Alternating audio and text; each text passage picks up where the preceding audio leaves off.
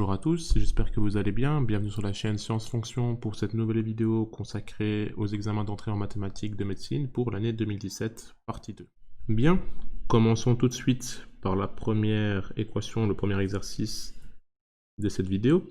Alors nous voyons que nous avons une expression en logarithme, une équation logarithmique que nous devons résoudre et trouver l'ensemble de solutions ou la solution s'il n'y en a qu'une. Ok, je vais réécrire l'équation pour y voir un peu mieux. 2 log en base de 3 moins log en base de x moins 5 plus 2. Ok. Alors, première chose à faire est de se rappeler que la fonction logarithme a des conditions d'existence. En l'occurrence, l'argument ici doit toujours être positif. Ok. Ce qui nous amène à deux conditions d'existence. Une pour celle-ci. Donc une pour celle-ci, qui est que l'argument x doit être positif, ce qui nous amène à x supérieur à 0. Et nous avons aussi une deuxième condition d'existence pour cet argument-ci, qui nous amène à x moins 5 positif, c'est-à-dire x supérieur à 5. Alors pour satisfaire ces deux conditions d'existence, à la fois x supérieur à 0 et x supérieur à 5, on retiendra simplement x supérieur à 5 qui satisfait à la fois ces deux conditions d'existence. Ok.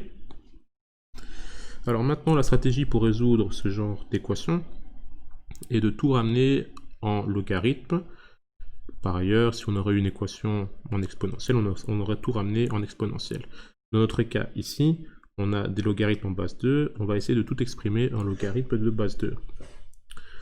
Alors, le seul petit problème est qu'ici, le 2 n'est pas exprimé en logarithme, donc on va falloir l'exprimer en logarithme. En se souvenant que log en base A de B est égal à X, si et seulement si A exposant X est égal à B. Ok. Donc, avec cette définition, on va pouvoir aisément exprimer 2 en fonction du logarithme de base 2. C'est-à-dire, on sait que logarithme en base 2 de 2 au carré est égal à 2. Pourquoi? Parce que si je mets 2 au carré, donc c'est-à-dire le 2 ici, qui se retrouve ici, je prends ceci que je mets en puissance, j'obtiens bien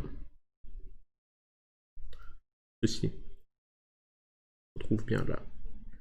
Si vous regardez attentivement la définition que j'ai mise ici, vous devrez aisément comprendre ce passage-ci. Ok. Donc, maintenant que le petit parallèle a été fait, je peux directement commencer la résolution. Donc, je vais tout réexprimer comme nous l'avons trouvé. Donc, je réécris simplement pour les autres qui n'ont pas changé. Ok. Et enfin, ok. Alors, une propriété importante pour les logarithmes, on sait que si j'ai a log, on va dire en base b de y, on sait que c'est égal à log en base b de y exposant a. En l'occurrence, si j'ai un coefficient multiplicatif dans un logarithme, je peux l'amener en exposant. Deuxième formule intéressante, si j'ai log de a plus log de b, on sait que c'est égal à log a fois b. Et si j'ai log de a moins log de b, on sait que c'est égal à log de a sur b. Ok. Voilà, donc ça, c'est les trois propriétés intéressantes que nous allons utiliser. Alors, je vais réécrire mon équation un peu plus simplement. Ici, je vais faire passer d'ailleurs le 2 en exposant. Ceci, 2 au carré, je vais le réexprimer en étant 4. 2 au carré est bien égal à 4. Donc, je vais mettre un peu d'ordre. Alors, pour le premier terme, je le réécris, je ne sais rien y faire. Ici, donc, je fais passer le 2 en exposant. 3 au carré me donne bien 9. Pour le second terme, je ne sais pas y faire grand-chose. Et pour ce terme-ci, je peux réécrire 2 au carré comme étant 4. Ok. Alors maintenant, qu'est-ce que je peux faire de plus? Si je regarde attentivement, tout est exprimé en logarithme de base 2, donc c'est parfait. Je peux maintenant utiliser ma propriété qui est ici, la différence de logarithme que je vois apparaître ici.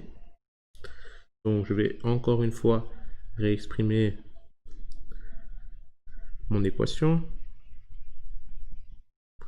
comme étant log en base de 9 sur x moins 5, ok, plus log en base de 4. Ici, je vois apparaître une somme de logarithmes que je peux simplifier à l'aide de l'expression ici, ce qui m'amène à log en base de x qui est égal à log en base de 9 sur x moins 5 fois 4. Ok, on a aisément que 9 fois 4 est égal à 36. Donc je peux continuer et réécrire log en base de à 36 sur x moins 5. Ok, maintenant que je suis arrivé à ça, qu'est-ce que je peux faire? Je vais prendre la fonction exponentielle, qui est la fonction réciproque du logarithme, qui va me permettre d'annuler le logarithme, de me retrouver avec une équation comme on connaît. C'est parti. Si je prends l'exponentielle, passage à l'exponentielle, ok, je me retrouve avec x est égal à 36 sur x moins 5, qui est une simple équation que je peux résoudre. Je fais passer x moins 5 de l'autre côté. Je me retrouve avec cela. Je développe. Voilà, je me ramène à ça. Ici, j'ai une équation du second degré. Je sais comment résoudre. Alors, pour trouver les racines de l'équation du second degré, j'utilise la formule du delta qui est b carré moins 4ac. En l'occurrence, c'est un peu mieux réécrire. En l'occurrence, ici, mon a est égal à 1, mon b est égal à moins 5 et mon c est égal à moins 36. Donc, je vais appliquer. Delta est égal à 25. Moins 5 au carré me donne bien 25. Moins 4 fois 1 fois moins 36. Mon delta est égal à 25 plus 4 fois 36, qui me donne 144, auquel j'ajoute 25. On est à 169. Ok. Et donc, la racine de 169 est 13. Plus ou moins 13, c'est parfait. Sachant cela, je peux utiliser la formule pour trouver les racines, c'est-à-dire, une fois qu'on a trouvé ceci, qu'on a trouvé le delta et la racine, on voit bien qu'on a un delta positif, c'est-à-dire qu'on aura bien deux racines. Et donc, je peux dire x1, x2 qui est égal à moins b plus ou moins racine de delta sur 2a. Donc, je vais faire seulement appliquer ce que j'ai trouvé. Donc là, je vais dire que les deux solutions sont moins b, donc b est égal à moins 5, donc moins b serait égal à 5, plus ou moins racine du delta qu'on a trouvé, qui vaut ici plus ou moins 13. Voilà. Donc plus ou moins 13 sur 2a. 2a, on sait que a est égal à 1. Donc on aura divisé par 2. Ceci nous amène à 5 plus 13 divisé par 2 et 5 moins 13 divisé par 2. En l'occurrence, 5 plus 13, c'est 18.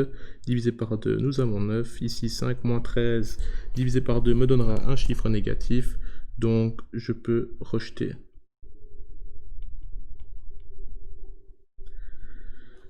On peut le rejeter, pourquoi? Parce que dans nos conditions d'existence du début, on a bien stipulé x supérieur à 5. Or, ici, on aura un nombre négatif. Ok, donc on voit bien que notre seule solution valable est 9, ce qui nous permet de conclure que c'est la solution numéro 3. Nous voici à l'exercice suivant. Donc l'exercice suivant qui fait appel à des notions de moyenne arithmétique. Alors on nous dit que Arthur a une moyenne de 12 sur 20 à l'issue de ses 5 premières interrogations. Et quel doit être le résultat à la 6e pour qu'il obtienne une moyenne de 13 sur 20. Donc on sait qu'il y a 5 interrogations. Alors ça c'est les données. Il a une moyenne, donc on va dire moyenne de 12. Alors je vous rappelle qu'une moyenne arithmétique, on l'exprime comme ceci, c'est-à-dire on somme des données qu'on divise par le nombre de données.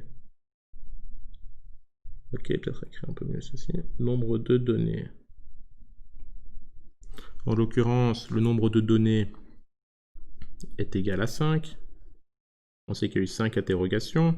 On sait que sa moyenne est égale à 12. Donc j'ai spécifié que ceci est égal à la moyenne. Donc si j'applique ma petite formule, la somme des données, on ne la connaît pas. Je vais l'appeler tout simplement, on va mettre un petit x. C'est plus simple, donc x. Le nombre de données, il y a donc 5 interrogations. Donc je pourrais mettre le 5 ici. Et on sait que la moyenne était égale à 12. Ce qui nous permet de trouver que x est égal à 60. Ok, donc ça c'est déjà une bonne chose. Donc ça résout la première, on va dire, difficulté de l'exercice. Alors la deuxième, maintenant que l'on connaît toutes nos données, donc combien doit-il faire à la prochaine interrogation pour porter sa moyenne à 13? C'est-à-dire que là, avec une prochaine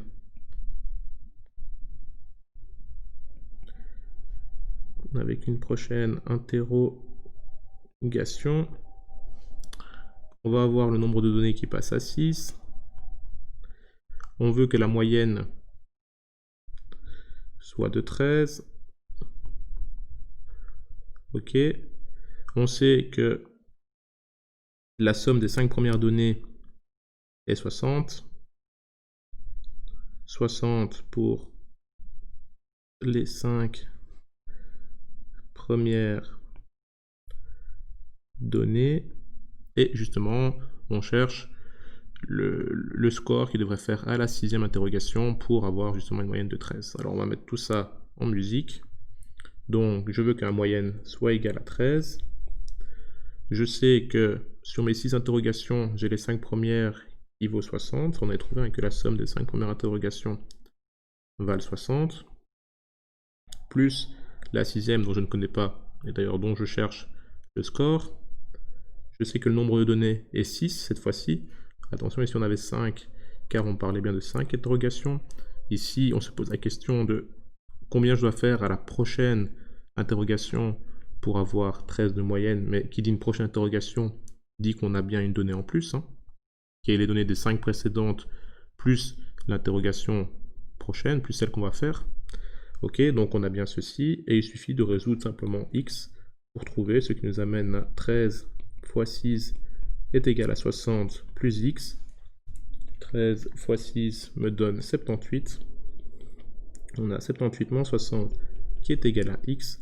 On peut conclure que x est égal à 18. Ce qui est donc le choix numéro 2. Ok, on va terminer par cet exercice-ci qui est un exercice de trigonométrie. Alors on va prendre un cercle. Alors on sait qu'ici on aura pi demi.